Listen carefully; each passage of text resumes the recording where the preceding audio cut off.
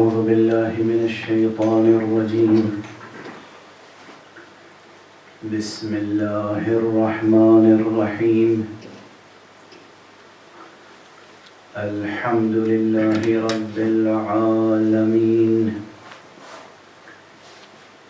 والصلاة والسلام على أشرف الخلائق أجمعين، سيدنا وسيد الأولين والآخرين،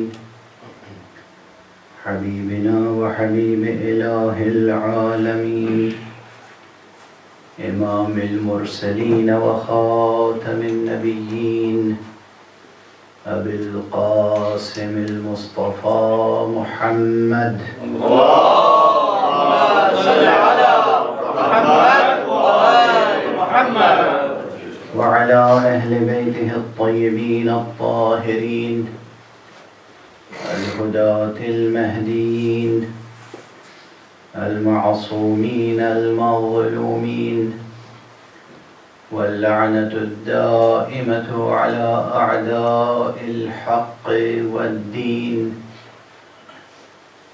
أما بعد، فقد قال الله تعالى عز اسمه في محكم كتابه ومتقن خطابه. بسم الله الرحمن الرحيم. قل لله المشرق والمغرب، يهدي من يشاء إلى صراط مستقيم. صدق الله العلي العظيم. اللهم صل على محمد وآل محمد. ایک اور بلند تر صدق اللهم صل على محمد وآل محمد. قرآن حکیم کے سورہ مبارکہ بقرہ کی ایک آیت کا ایک فقرہ اور اس فقرے کا ایک کلمہ ہماری فکری رہنمائی کر رہا ہے. اس عنوان پر کہ مشیت اور حسین کا رشتہ کیا ہے.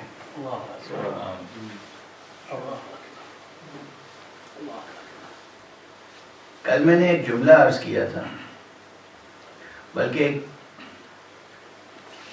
کئی مرتبہ یہ جملہ عرض کر چکا ہوں، ذات حق سبحانہ و تعالی سے متعلق کہ ذات حق تو وہ ہے جس کا انکار ممکن نہیں ہے، اعتراف مشکل ہے. میں آپ سے گزارش کر رہا ہوں اس وقت کہ یہی کیفیت کچھ اس رشتے کی ہے. مشیت اور حسین کے درمیان رشتے کا انکار ممکن نہیں ہے، سمجھنا مشکل ہے. انکار ممکن نہیں ہے. حسین اور مشیت کے درمیان رشتہ محکم ہے. یہ رشتہ کیسا ہے؟ کتنا گہرا رشتہ ہے؟ کن اسباب کی بنا پر حق سبحانہ و تعالی نے حسین ابن علی کو اپنے نظام مشیت میں ایک اہمیت دی ہے. سبحان اللہ. سبحان اللہ. یہ راز سمجھ میں آ جائے تو مسلمان ہو جائے. صلوات پڑھ دیجئے محمد.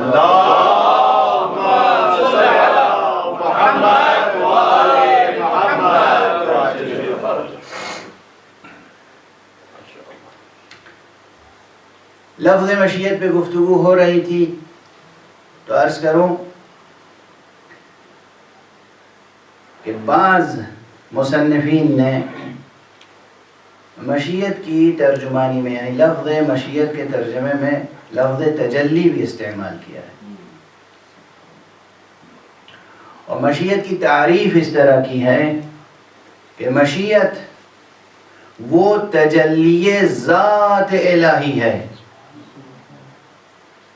جو کسی شے کو عدم سے وجود میں لاتی ہے. یا وجود سے عدم میں لے جاتی ہے۔ یہ عبارت میری نہیں ہے، یہ عبارت قابل بحث ہے، لیکن ہے اپنی جگہ فکر انگیز کہ مشیت وہ تجلی ذات الہی ہے جو ایجاد معدوم یا اعدام موجود کے لیے ہوتی ہے۔ اولاً بعض حضرات تو لفظ تجلی ہی سے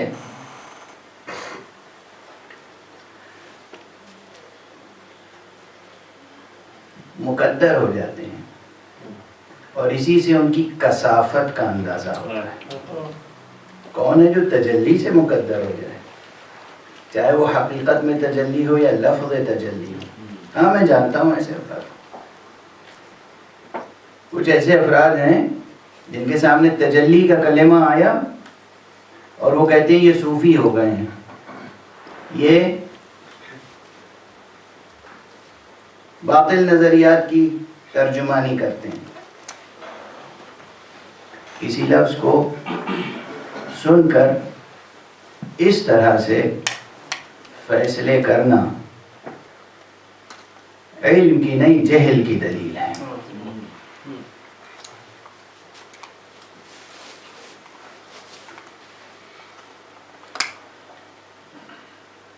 لفظ تجلی، لفظ تجلا قرآن مجید سے ماخوذ ہے۔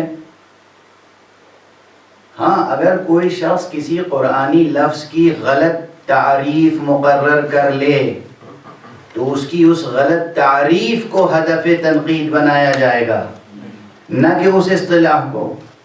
ارے کتنی اصطلاحیں قرآنی ہیں اور کتنی لفظیں قرآنی ہیں جن کی لوگوں نے اپنے اپنے طور پر بہت سی غلط تفسیریں اور تعبیریں کر لی ہیں۔ لفظ خلافت، لفظ امامت، کتنے الفاظ ہیں کہ جن کی تعریف اپنے طور پر لوگوں نے کر رکھی ہے۔ مراد الہی کچھ اور ہے اور مراد بندگان منحرف کچھ اور ہے۔ تو اس اعتبار سے ہر کلمہ ادا کرنے سے پہلے یہ سوچنا چاہیے کہ ہم خود منحرف نہ ہو جائیں، ہمارا نام منحرفین کی فہرست میں نہ لکھ لیا جائے۔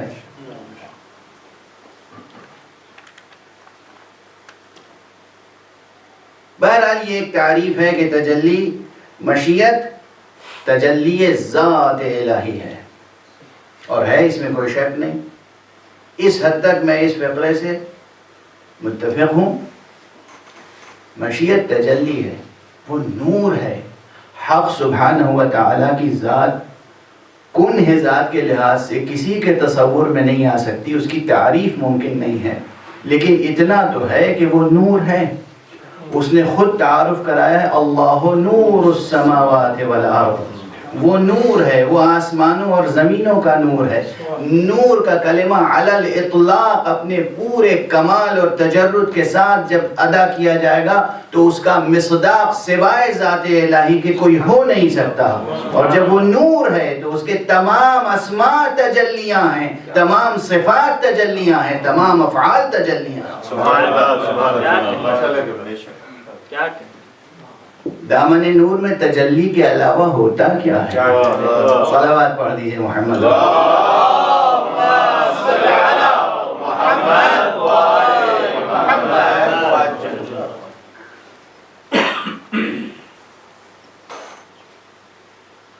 اس کا ہر امر تجلی ہے، مشیت بھی تجلی ہے۔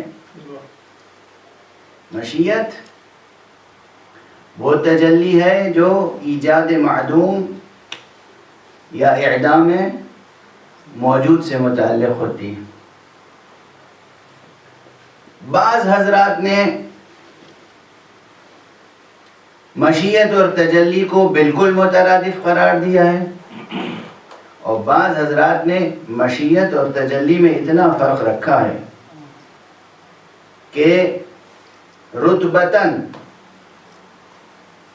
ایک صفت ہے ذات حق سبحانہ و تعالیٰ کی علم، جو اس کی ذاتی صفات میں سے، اور ہر شے کائنات کی سب سے پہلے کہاں تھی اور کہاں ہے؟ ظرف علم الہی میں، ظرف علم الہی میں۔ ہم اس دنیا میں آنے سے پہلے کہاں تھے؟ چلیے اسٹیپ بائی اسٹیپ پیچھے لے چلیں آپ کو۔ آپ جو یہاں تشریف فرما ہیں، آپ اس سے پہلے کہاں تھے؟ آغوش مادر میں تھے۔ آغوش مادر سے پہلے کہاں تھے؟ رحم مادر میں تھے۔ رحم مادر سے پہلے کہاں تھے؟ صلب پدر میں تھے۔ صلب پدر سے پہلے کہاں تھے؟ ارادہ الہی میں تھے۔ ارادہ الہی سے پہلے کہاں تھے؟ مشیت الہیہ میں تھے۔ مشیت الہیہ سے پہلے کہاں تھے؟ علم الہی میں تھے۔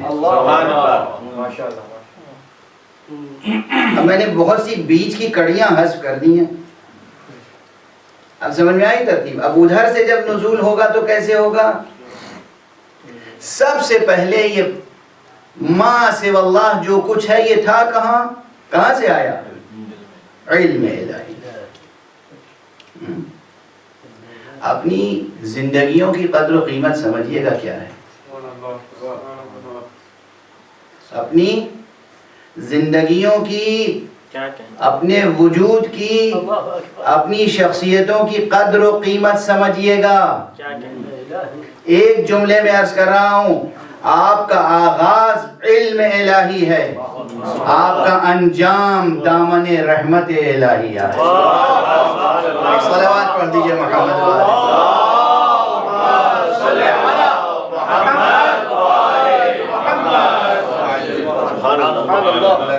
ایک اور صلوات پڑھ دیجئے محمد۔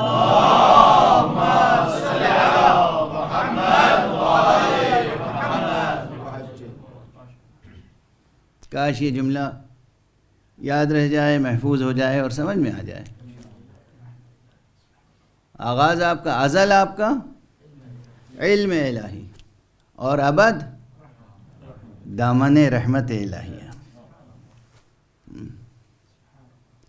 انا للہ و انا الیہ راجعون، ہم اللہ کے ہیں، اللہ سے ہیں، اللہ کی طرف سے ہیں اور اللہ ہی کی طرف جا رہے ہیں۔ تو آئے کہاں سے تھے؟ ظرف علم الہی سے، اور پہنچیں گے کہاں؟ دامن رحمت الہیہ۔ علم بھی صفت رب، رحمت بھی صفت رب۔ ایک صلوات پڑھ دیجئے محمد والے۔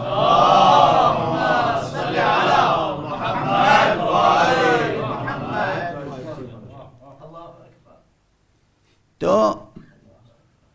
بعض حضرات نے، اور یہ بات قرین حقیقت معلوم ہوتی ہے کہ علم الہی میں جو کچھ ہے، جب علم الہی میں بہت کچھ ہے، سب کچھ علم الہی میں، جب حق سبحانہ و تعالیٰ اس اپنے علم ذاتی کی بنا پر کسی شے کو شے بنانا چاہتا ہے تو وہ متعلق ہوتی ہے شے مشیت سے، اور پھر جب چاہتا ہے کہ بالفعل وہ واقعاً ہو جائے تو پھر وہ متعلق ہوتی ہے ارادے سے۔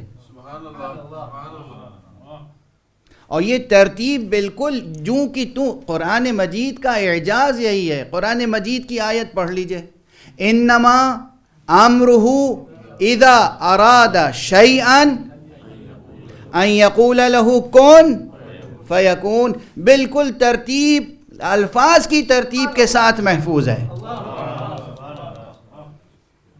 حق سبحانہ و تعالیٰ جب چاہتا ہے کہ کچھ ہو جائے تو ارادہ اس کا متعلق ہوتا ہے، اور پھر وہ کہتا ہے کن فیکون۔ یہاں پر یہ بحث ضرور ہے کہ وہ کن کیسے کہتا ہے۔ یہ کاف اور نون سے مل کے، یہ کاف اور نون دو حرف ہیں نا، کاف نون، پیش کن ہے نا. یہ کاف و نون سے مل کے جو کن کلمہ ہے یہ اللہ کہہ سکتا ہے؟ کہہ سکتا ہے؟ ہم کن بھائی حرف ادا کرنے کے لیے مخارج حروف کی ضرورت ہوتی ہے. یعنی کوئی حرف ادا کرنے کے لیے، کوئی لفظ ادا کرنے کے لیے مخارج حروف کی ضرورت ہوتی ہے. حمزہ کہاں سے نکلتا ہے، ح کہاں سے نکلتا ہے، کاف کہاں سے نکلتا ہے، نون کہاں سے نکلتا ہے. اگر کسی کے ناک ہی نہ ہو تو نون ادا کرنا بڑی مشکل ہو جائے گی. خیشوم سے یہ نون کی آواز کہاں سے نکلتی ہے؟ تو حق سبحانہ و تعالیٰ کی ذات گرامی تو جسم و جسمانیات سے منزہ ہے. وہ جسم ہماری طرح نہیں رکھتا،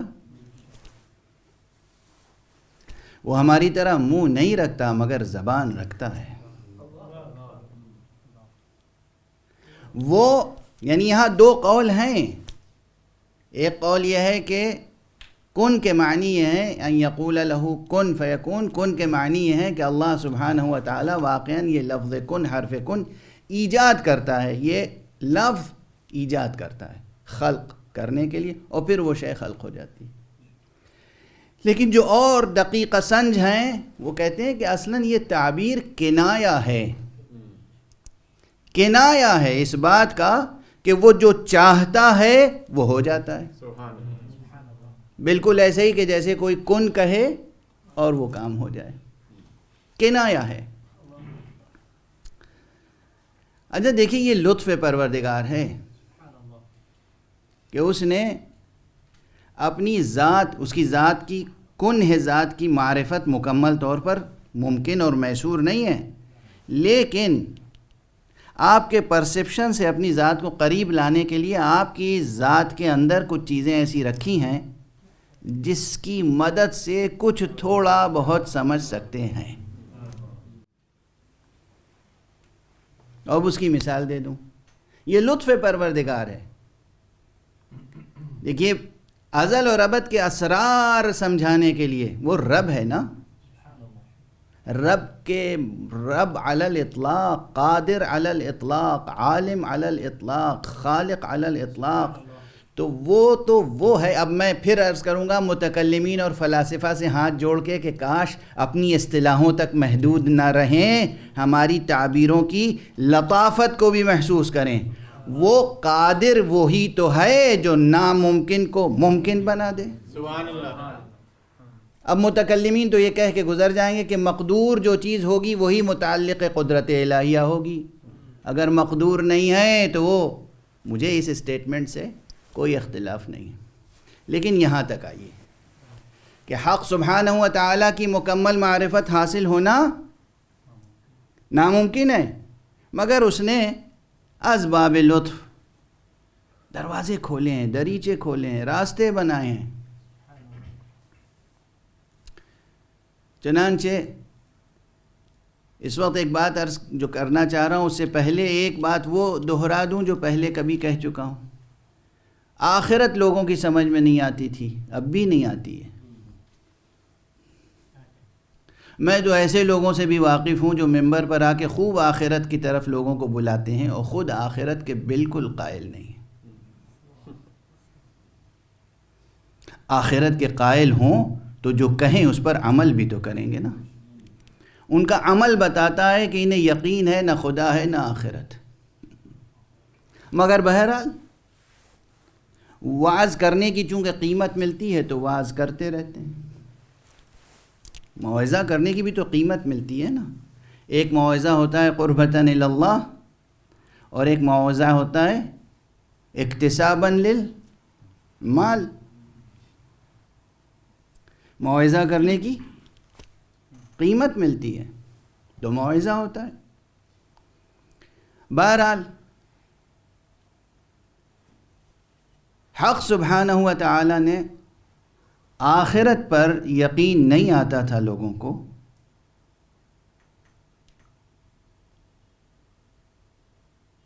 تو ایک چیز ایسی بنائی جس سے انسان آخرت پر یقین کرنے کے قابل ہو جائے، وجداناً، اور وہ ہے خواب۔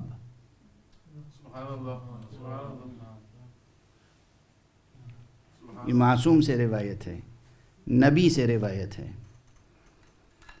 کہ خواب، مرے ہوں کو آپ خواب میں دیکھتے ہیں، چلتا پھرتا دیکھتے ہیں، اور یہی نہیں کہ جو کچھ آپ کے ذہن میں ہے سوچ کے سوئے تھے وہی دیکھتے ہیں، نہیں، خواب کی قسمیں، بعض ایسے رویائے صادقہ ہوتے ہیں کہ اس میں حقیقتیں منکشف ہوتی ہیں، حقیقتوں کی طرف اشارے ہوتے ہیں، بشارتیں ہوتی ہیں، انذار ہوتا ہے۔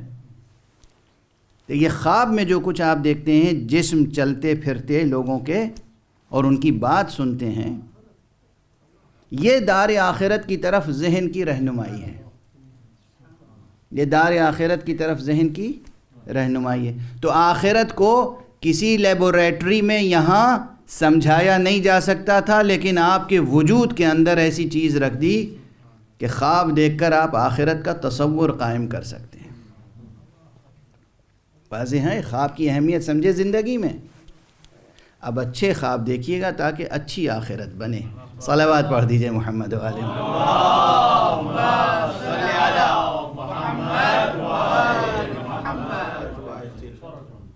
اپنی پلکوں پہ ایسے خواب سجائیے جس سے اچھی آخرت بنے۔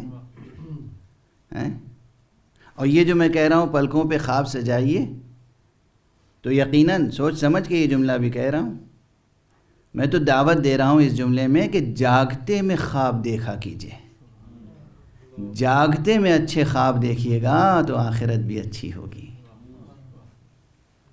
بہرحال یہ لطف الہی ہے کہ وہ حقیقت مستقبل کی، وہ حقیقت ہماری اور آپ کی زندگیوں کے مستقبل کی، وہ حقیقت جو کسی سائنٹیفک لیبوریٹری میں یہاں ایگزامن نہیں کی جا سکتی تھی، یا ڈسپلے نہیں کی جا سکتی تھی، یا اس پر کسی طرح سے روشنی نہیں ڈالی جا سکتی تھی، اس طرح تیز روشنی اس پر پڑتی ہے خواب میں کہ انسان آخرت کا تصور قائم کر سکتا ہے، اور تصور ہی نہیں، یقین قائم کر سکتا ہے۔ بالکل اسی طرح، بالکل اسی طرح حق سبحانہ و تعالیٰ کے کن فیکون کا تجربہ آپ اپنی ذات کے اندر کر سکتے ہیں۔ کیسے؟ آپ کو اس مادی جسم کے ساتھ ساتھ ایک لطیف حقیقت اور دی گئی ہے، اور وہ ہے آپ کا ذہن۔ آپ کا ذہن میری تقریر سن رہا ہے، متوجہ ہے، اور میں کہوں کعبے کا تصور کیجئے، کعبہ ذہن میں آ گیا؟ نہیں، ارے ابھی کہا ہو کعبہ آ گیا ذہن میں۔ کربلا کا تصور کیجئے، تصور آ گیا، واضح ہے۔ ذہن کا ظرف وہ ہے کہ جہاں جو طے کیجئے فوراً ہو جاتا ہے۔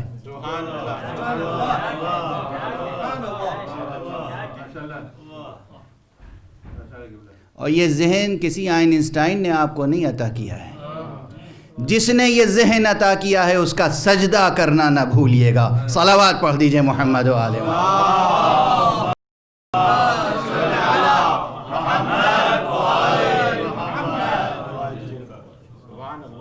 ایک اور صلوات پڑھ دیجئے محمد و آل محمد۔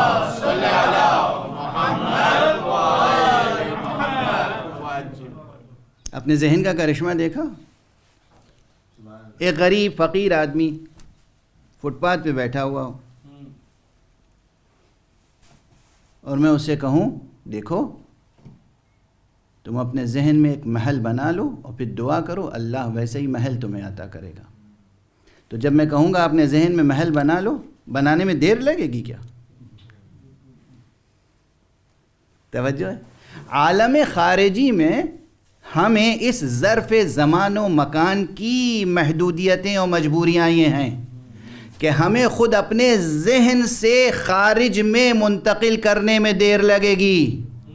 یہ ہے ہماری عاجزی، اور وہ جو چاہتا ہے کر دیتا ہے، یہ ہے اس کی قدرت۔ وہ قادر ہے، ہم عاجز۔ وہ قادر ہے، ہم عاجز بندے ہیں، وہ قادر معبود۔ ہم عاجز عبد، وہ قادر معبود۔ تو وہ جو چاہتا ہے فوراً ہو جاتا ہے، ہم جو چاہتے ہیں ذہن میں تو فوراً ہو جاتا ہے، زمین پر ہونے میں دیر لگتی ہے، یہ ہماری عاجزی کی بنا پر۔ اور اگر کسی بندے عاجز کا تعلق اس معبود قادر سے ہو جائے تو پھر یہ بھی ہوتا ہے کہ وہ گٹھلیاں زمین میں بوتا ہے اور درخت فوراً تیار ہو جاتا ہے، میوے بھی آ جاتے ہیں، اور چند ساعتوں میں باغ کا باغ لگ جاتا ہے ہرا بھرا، اور سلمان جو بندہ تھا، غلام تھا کسی کا، وہ آزاد ہو جاتا ہے۔ ایک صلوات پڑھ دیجئے محمد و آل محمد۔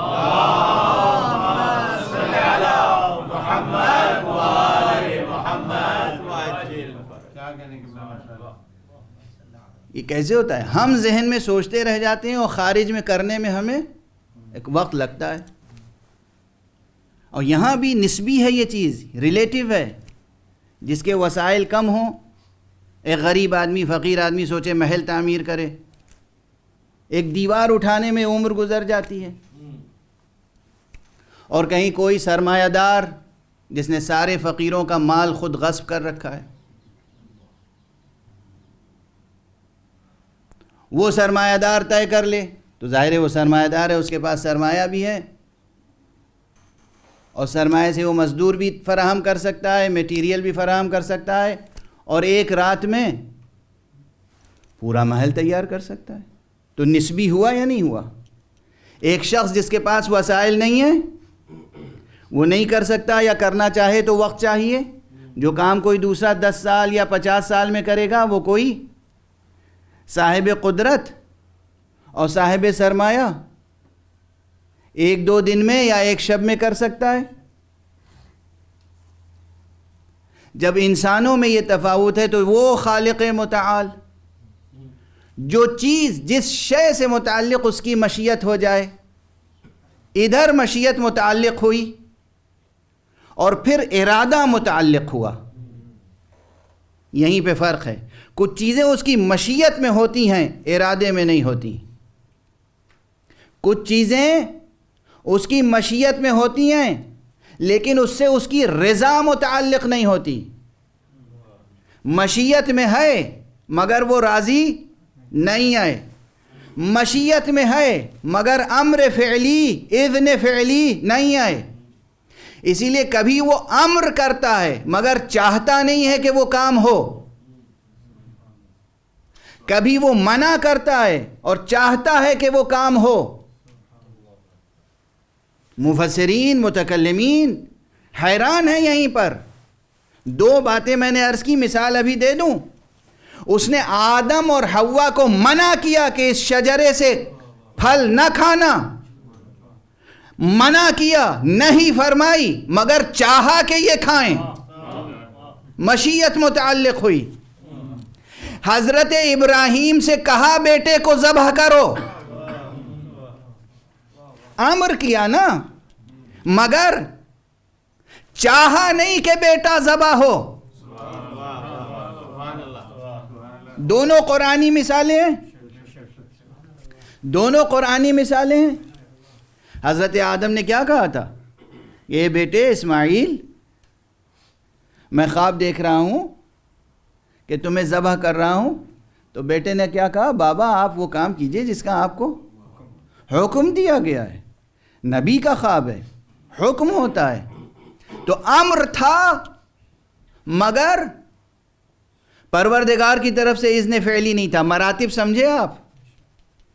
مراتب واضح ہو رہے ہیں؟ تو مشیت اور ارادے کی بحث ہے مشکل، اور جہاں مشیت کے بعد ارادہ بھی متعلق ہو جائے تو معلوم ہوا کہ علم الہی میں بھی ہے، مشیت میں بھی ہے، ارادہ بھی متعلق ہے، رضا بھی ہے کہ وہ کام متحقق نہ ہو. جہاں یہ سب چیزیں جمع ہو جائیں وہاں شان یہ ہوتی ہے کہ انما یرید اللہ لیذہب عنکم الرجس اہل البیت ویطہرکم تطہیرا. ایک صلوات.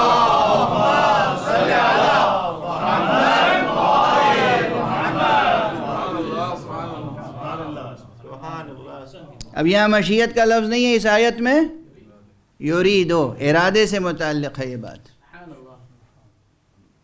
جہاں ارادہ متعلق ہو جائے. ٹھہر کے ایک بات اور عرض کر دوں یہاں پر کہ بعض حضرات نے مشیت اور ارادے میں یہ بھی فرق کیا ہے. تقریباً میرے اس وقت پچھلے ابھی جو بیان عرض کیا اس میں آ گیا ہے ضمناً، لیکن وضاحت سے عرض کر دوں، صراحت سے عرض کر دوں کہ مشیت وہ ہے جس سے علم الہی متعلق ہو لیکن اس میں طلب نہ ہو، اور ارادہ وہ ہے جس میں ایجاد امر، ایجاد معمور، ایجاد شے کے لیے ایک طلب بھی ہو، ایک کوشش ہو، ایک سعی ہو. البتہ یہ سب تعریفیں انسان اپنے افعال پر قیاس کر کے بناتا ہے. ہمارا ارادہ، ہمارے ارادے کے مقدمات ہوتے ہیں، ہمارے ارادے کے مقدمات ہوتے ہیں. حق سبحانہ و تعالیٰ کے ہاں وہ سب مقدمات جو متصور ہیں ہمارے کام میں وہ تھوڑی ہیں. اسی لیے جیسے میں نے عرض کیا تھا کل کہ حیات ہمارے پاس بھی ہے، اور حیات اس کی ذات کی صفت بھی ہے، مگر کجا ہماری حیات اور کجا اس کی حیات. ہماری حیات اس کی مخلوق ہے اور اس کی حیات مخلوق نہیں ہے بلکہ اس کی صفت ذات ہے. یہی صورتحال ہے کہ ہمارا ارادہ کہاں اور اس کا ارادہ کہاں.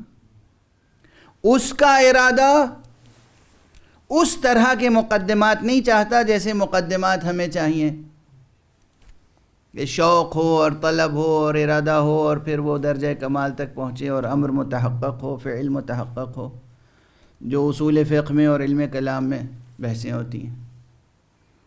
اسی لیے معصومین علیہم الصلاۃ والسلام نے یہ تعریف فرمائی ہے کہ اللہ سبحانہ و تعالیٰ کا ارادہ دراصل فعل ہے.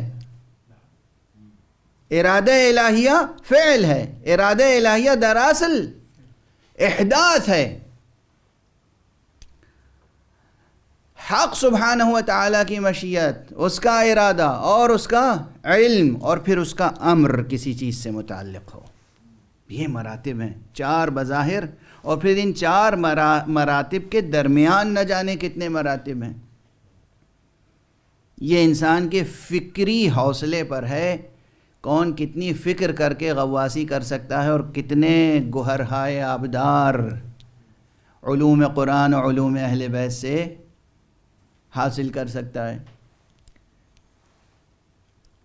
علم اصول فقہ میں بھی تقریباً امر کی بحث میں 4 مراتب کی طرف اشارہ کیا جاتا ہے.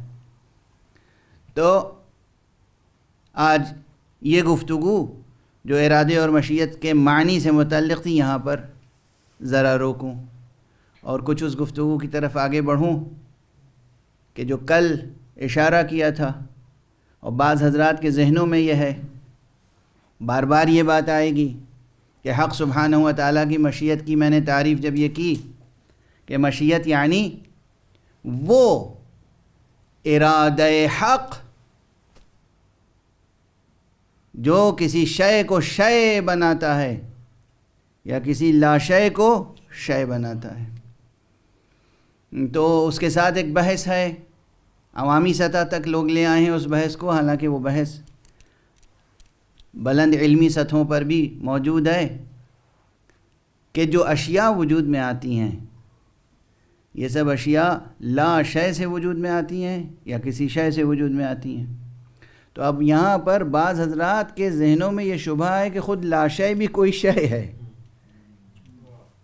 کوئی حقیقت ہے وجودی جس کا نام ہے لاشے، باقی تمام اشیاء اس لاشے سے بنتی ہیں۔ اس چیز کو کیا کیا شبہے پیدا ہوتے ہیں، شبہات ہیں یہ، اور میں نے بعض حضرات کو تقریریں کرتے ہوئے دیکھا ہے اسی پر۔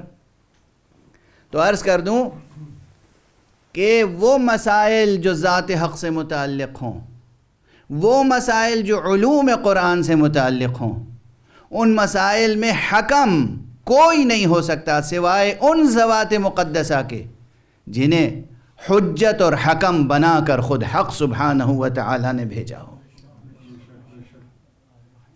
اور یہاں پر آج میں کسی اور کا جملہ نہیں عرض کروں گا،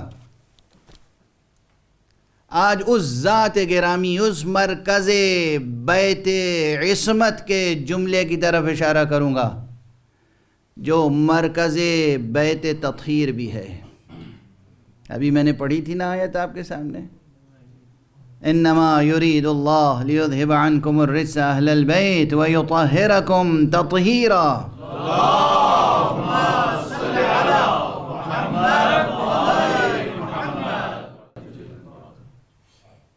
بس اللہ نے یہ ارادہ کر لیا ہے، اللہ یہ چاہتا ہے اے اہل بیت کہ وہ تم سے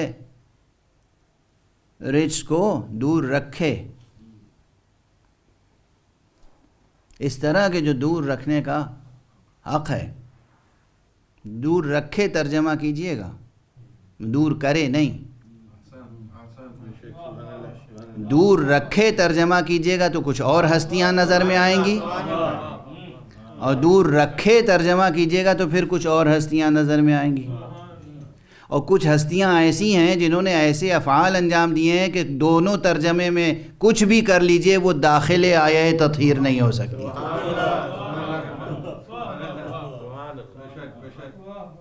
مثلا کوئی خاتون ہو، اسے پابند کیا گیا ہو کہ آپ گھر سے باہر نہ نکلیے گا، کسی کو رتبہ دیا گیا ہو کہ ہم آپ کو ماں ہونے کا رتبہ دیتے ہیں، اور وہ گھر سے بھی نکلے اور اپنے بچوں کو ذبح بھی کر ڈالے، ذبح کرنے کی انتہا کر دے، ہزاروں، 10,000، 20,000، صرف ایک ضد پر، ایک ہٹ پر۔ اب یہ اتنا بڑا داغ ہے، ایسا رجس ہے کہ جس سے یہ رجس جڑا ہوا ہو وہ نہ رکھے میں آئے گا نہ کرے میں آئے گا۔ ایک صلوات پڑھ دیجئے محمد و آل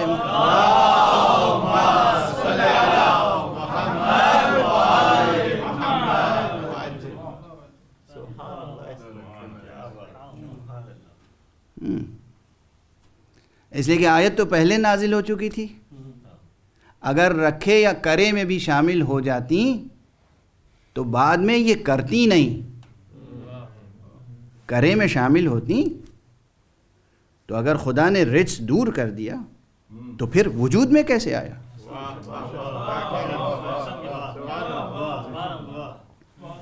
مگر یہ ممکن ہے اللہ وعدہ کرے پورا نہ کرے۔ اللہ نے کہا کہ ہم رجس کو دور کریں گے اور نہیں کیا اس نے، اور اگر کر دیا تھا تو پھر اتنا بڑا عصیان کیسے ہوا کہ زندگی بھر توبہ کرتی رہیں، اور پھر بھی یہ شک و شبہ رہا کہ پتہ نہیں خدا مجھے معاف کرے گا یا نہیں۔ یہ سب کلمات ہیں یا نہیں ہیں؟ بہرحال ایک صلوات پڑھ دیجئے محمد و آل محمد۔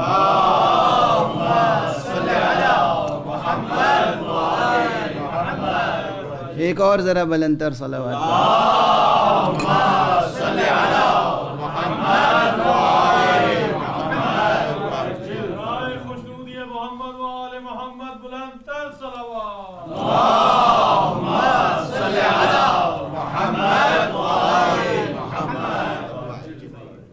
بہرحال تو جن کی شان میں یہ آیت نازل ہوئی تھی وہ پاک اور منزہ ہستیاں تھیں، اور دنیا چاہتی تھی کہ اتہامات لگا کر، الزامات لگا کر ان کی سیرت زندگی کو داغدار بنا دے، تو حق سبحانہ و تعالی نے کہا کہ ہم اس طرح پاک رکھیں گے کہ پاک رکھنے کا حق ادا ہو، اس طرح دور رکھیں گے رزق کو کہ دنیا اتہام بھی لگائے گی تو اتہام بھی نہ لگ پائے گا، الزام بھی لگائے گی تو الزام بھی نہ لگ پائے گا۔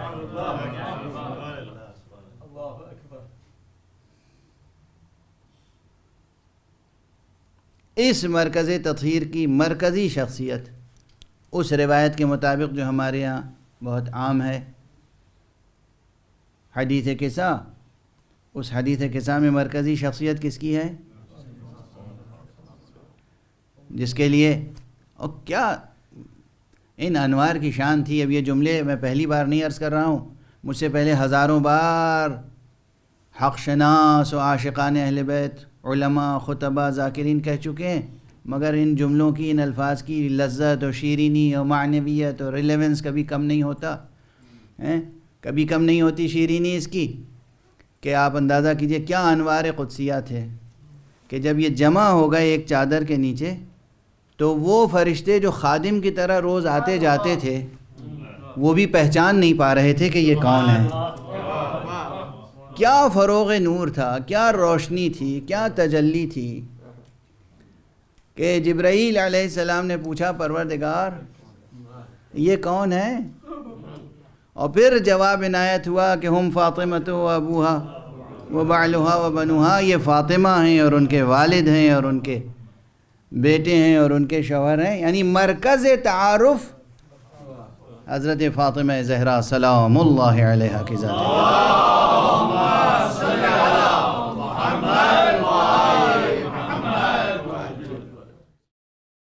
جس سے متعلق اس دور میں امام حسن و امام حسین کے جو معجزات ہیں، معجزات، بچے کھیلتے ہیں، بچپن کے زمانے کے تقاضے ہوتے ہیں۔ مثلا روایتیں ہیں کہ حسنین علیہم السلام بچوں کے ساتھ کھیلا کرتے تھے، اور اصحاب گواہ ہیں کہ جب امام حسن یا امام حسین ہاتھ اٹھا کر کسی پرندے سے کہتے تھے کہ آ جاؤ تو وہ پرندہ ان کے قریب آ جاتا تھا۔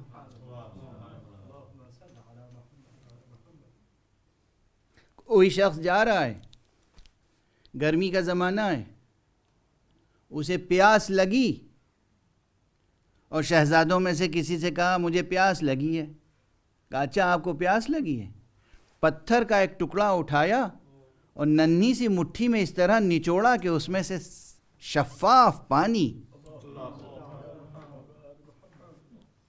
جاری ہو گیا، کہا لیجئے سیراب ہو جائیے۔ بس وہ بچے جو بچپن میں پتھر نچوڑ کے پانی نکال لیں،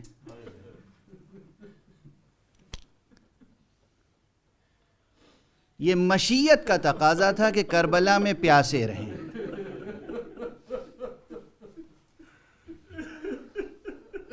یہ مشیت کا تقاضا تھا۔ وقت گزر چکا،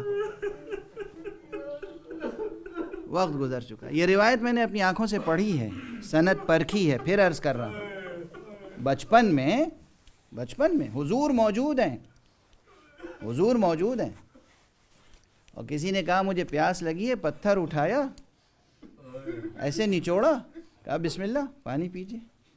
وہ حسین، وہ حسن جو پتھر نچوڑیں تو آب زلال جاری ہو جائے، صاف و شفاف شیریں پانی، ان کے لیے یہ مشیت متعلق ہوئی ہے کہ کربلا میں پیاسے رہیں، اور یہ بھی مشیت متعلق ہوئی ہے کہ خود پیاسے رہیں، دشمن کو سیراب کریں۔ آج 3 محرم ہے، عموماً 3 محرم یا 4 محرم کو حضرت حر کا تذکرہ کیا جاتا ہے۔ اب وقت میں گنجائش نہیں ہے کہ میں پورا واقعہ گزارش کر سکوں، لیکن ہاں مجھے بھی حضرت حر کا تذکرہ بہت عزیز ہے، اور میں اکثر کہتا ہوں ہم جیسے گناہگار انسانوں کے لیے، ہم جیسے کمزور انسانوں کے لیے، کمزور ارادوں کے لوگوں کے لیے، اور کیا مسلمان ہو کیا غیر مسلم، سب کے لیے امام حسین کا تذکرہ تو بہت بلند ہے، ان کی شخصیت تو بہت بلند ہے۔ ہم حر جیسے امام حسین کے جانباز صحابی کو ایک مثالی کردار کے طور پر سامنے رکھ سکتے ہیں کہ کس طرح باطل کو ٹھکرایا جاتا ہے، کس طرح حق کو اختیار کیا جاتا ہے، اور کس طرح جہنم کی آگ سے دامن کو بچایا جاتا ہے، کس طرح جنت کو کمایا جاتا ہے۔ حر کی سیرت پڑھ لیجئے، حر کا کردار۔ اب بس زیادہ وقت نہیں ہے کہ میں اشارہ کروں، 2-3 فقرے تمام واقعات حذف کر کے عرض کر رہا ہوں کہ یہ حر ہی کا قافلہ تو تھا جس پر تمام حر کا رسالہ، حر کا لشکر، جس پر تمام تاریخیں متفق ہیں کہ کربلا پہنچنے سے پہلے راستے میں آ کر امام حسین کو روکا، اور جب امام حسین کو روکنے کے لیے آیا ہے دشمن کی حیثیت سے، تو امام حسین نے پہلا کام کیا کیا؟ آپ حضرات نو کے زبان بچے یہ واقعہ جانتے ہیں، مگر جب دہرایا جاتا ہے تو آپ تڑپ تڑپ کے گریہ کرتے ہیں۔ سب سے پہلے اپنے اصحاب سے کہا کہ دیکھو یہ کتنے پیاسے ہیں، یہ خود بھی پیاسے ہیں، ان کی سواریوں کے گھوڑے پیاسے ہیں۔ مشکوں کے دہانے کھول دیے گئے، خوب سیراب کیا گیا۔ ایک واقعہ جو کبھی نہیں فراموش کرتا میں، وہ ایک شخص ہے جس کا نام ہے علی ابن طعان محاربی۔ وہ کہتا ہے کہ اتنی پیاس تھی مجھے کہ آنکھوں میں دھند چھا گئی تھی۔ لوگ امام حسین کے صحابی کھڑے ہیں اور مشک کا دہانہ کھلا ہوا ہے، مجھے پانی پلانا چاہ رہے ہیں، مگر پانی ادھر ادھر گر رہا ہے، میں پی نہیں پا رہا ہوں، اتنا نڈھال، اتنا بدحواس، آنکھوں میں دھند۔ تو میں نے دیکھا کہ خود امام حسین آگے بڑھے، آئے اور اپنے چلو سے اس مشکیزے کے دہانے سے پانی لے کر مجھے پلایا۔ یہ ہے حسین، یہ ہے حسین، یہ ہے حسین۔ اجرکم علی اللہ، خدا آپ کو کسی غم میں نہ رلائے سوائے غم حسین کے۔ میں یہی دعا ہمیشہ کرتا ہوں کہ پروردگار آپ کی آنکھوں کو ہمیشہ غم حسین میں اشکبار رکھے، اور سوائے غم حسین کسی اور غم میں آپ کو اشکباری کرنا نہ پڑے۔ آپ کا حوصلہ بلند رہے، آپ کو صبر نصیب رہے، آپ کو قوت نصیب رہے۔ بس ایک منظر کی طرف اور اشارہ کر کے اور دعا پر مجلس کو ختم کرتا ہوں۔ یہی حر ہے، کربلا لے آیا آقا کو، کربلا میں روکا، حصار تنگ کیا، دریا کے کنارے خیمے برپا نہیں کرنے دیے۔ دوسری محرم سے تاریخیں گزرتی رہیں، 7ویں محرم سے خیام حسینی میں پانی کی اتنی قلت ہو گئی کہ بچوں کی زبان پر العطش العطش کا نعرہ بلند ہو گیا۔ 7ویں گزری، 8ویں گزری، اور 9ویں تاریخ آئی 10ویں کی شب۔ اب مورخین کہتے ہیں کہ یہ حر ہے جو اپنے گھوڑے پر بیٹھا ہوا ہے اور اس کا رخ خیام حسینی کی طرف ہے، جیسے کسی آواز پر گوش بر آواز ہے۔ اس کا بیٹا آیا، اس کا خادم آیا، بیٹا آیا، بھائی آیا، اور سب دیکھ رہے ہیں حر کو ہو کیا گیا ہے۔ بیٹے نے کہا، خادم نے کہا بار بار آ کر خیمے میں چلیے، کھانا لگ گیا ہے، دسترخوان لگ گیا ہے۔ حر جیسے کسی کی بات نہیں سن رہا ہے، کوئی ایسی آواز سن رہا ہے کہ جس آواز سے اسے ایک خاص وابستگی ہو گئی ہے، ایک خاص جاذبیت ہے۔ جب وقت گزر گیا، بیٹے نے قریب آ کے پوچھا، بابا کیا کیفیت دیکھ رہا ہوں، رات گزر رہی ہے، کھانا تناول نہیں فرمائیں گے؟ تو حر نے کہا، بیٹے، اتفاق سے یہ حر کے بیٹے کا نام بھی علی ہے، علی ابن حر، علی ابن حر۔ کہا، بیٹے تم کوئی آواز سن رہے ہو؟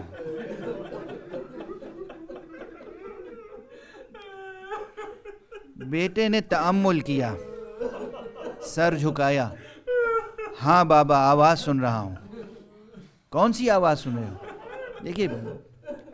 دیکھیے اب یہاں بہت سی باتیں ہیں۔ بیٹا ہے، بیٹے کا نام علی ہے، حر کا بیٹا ہے۔ آوازیں تو بہت تھیں، آوازیں تو اس وقت بہت تھیں۔ خود عمر ابن سعد نحس کے لشکر میں شادیانے بج رہے تھے، آوازیں تو بہت تھیں وہاں پر، لیکن اس بیٹے نے کہا ہاں بابا میں آوازیں سن رہا ہوں۔ حسین کے خیمے سے الاتش الاتش کی آوازیں، بچے الاتش الاتش کہہ رہے۔ کہا بیٹے اب تم بتاؤ، فرزند رسول، فرزند فاطمہ، خامس آل عبا، ان کے خیمے میں بچے پیاسے اور ہم سیر و سیراب ہو جائیں۔ شب گزر گئی، صبح عاشورہ نمودار ہوئی، کوئی چھپ کر مخفیانہ طور پر حر آقا حسین سے ملحق نہیں ہوا تھا۔ گیا عمر سعد سے مناظرہ کیا، گفتگو کی، کیا واقعاً تو نے یہ طے کر لیا ہے کہ فرزند رسول سے جنگ ہوگی، فرزند رسول کو قتل کرے گا؟ جب اس نے کہا ہاں تو بس رخ موڑا، آقا حسین کی خدمت میں آیا، اب سر جھکا ہوا ہے ندامت سے۔ آقا تک پہنچا، آقا نے، آقا کے بھائی عباس نے، آقا کے بیٹے علی اکبر نے، آقا کے اصحاب نے بڑی عزت سے استقبال کیا۔ حر نے معافی مانگی، آقا نے کہا کچھ دیر توقف نہیں کرو گے؟ کہا نہیں آقا، مجھے اجازت دیجئے کہ بس آپ کے اوپر فدا ہو جاؤں۔ بس میں جس جملے تک آپ کو زحمت دینا چاہتا ہوں بس وہ یہ آخری جملہ ہے۔